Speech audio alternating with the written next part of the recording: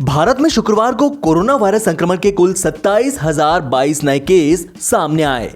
इसके साथ ही देश में कुल कोरोना केसेस की संख्या 1 करोड़ को पार करते हुए 1,04,893 हो गई। ध्यान देने वाली बात यह है कि देश में 15 सितंबर को कुल कोरोना केसेस की संख्या 50 लाख को पार कर गई थी। उसके बाद पिछले 3 महीनों से कोरोना के नए मामलों की संख्या में लगातार गिरावट आ रही है। हालांकि अच्छी खबर यह भी है कि देश में कोरोना संक्रमण के नए मामले आने की रफ्तार बहुत मंद पड़ रही है। यही कारण है कि 90 लाख से 1 करोड़ केस होने में 29 दिनों का समय लगा। यानी भारत में 10 लाख नए केस पिछले 29 दिनों में आए हैं।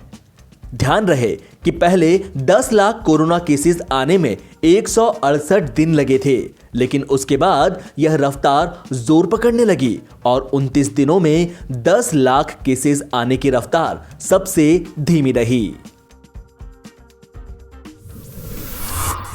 दिल्ली की सीमाओं पर डटे किसानों की लगातार मौत की खबरें सामने आ रही हैं। ज्यादातर मौतें सर्दी के कारण बताई जा रही है। किसान नेताओं का कहना है कि सर्दी की वजह से कई ऐसे किसान हैं जो बीमार पड़कर ठंड से प्राण त्याग रहे हैं।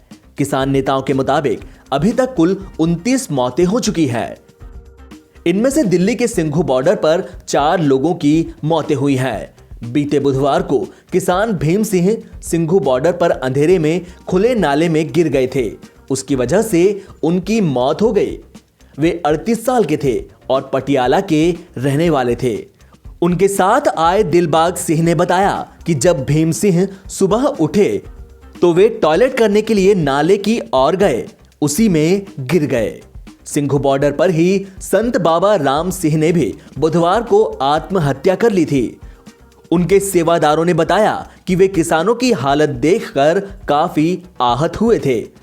इसके बाद उन्होंने एक सुसाइड नोट लिखकर खुद को गोली मार ली। पश्चिम बंगाल में आगामी विधानसभा चुनावों से पहले बीजेपी अपनी पैठ मजबूत करती नजर आ रही है। वहीं सत्तारूढ़ तृणमूल कांग्रेस के कई नेताओं के पार्टी छोड़ने के बावजूद CM Mamata Banerjee relax mode में हैं। उन्होंने पार्टी छोड़कर जाने वाले नेताओं को पार्टी के लिए भार करार देते हुए कहा कि यह अच्छा है कि सड़े हुए तत्व अपने आप निकल रहे हैं। ममता ने कोलकाता में अपने आवास पर टीएमसी नेताओं के साथ बैठक की।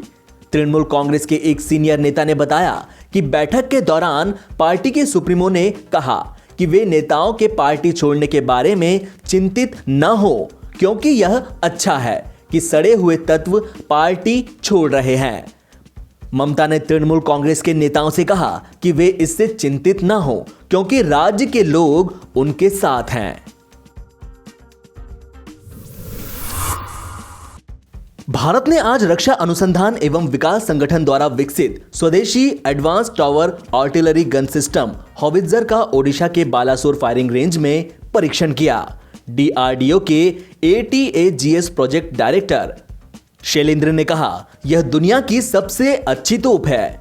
अभी तक कोई दूसरा देश ऐसी तोप विकसित करने में सक्षम नहीं है। उन्होंने कहा, इस तोप को 3 साल के भीतर डिजाइन किया गया और परीक्षण के लिए रखा गया। जल्द ही इसको PSQR परीक्षणों के अधीन किया जाएगा।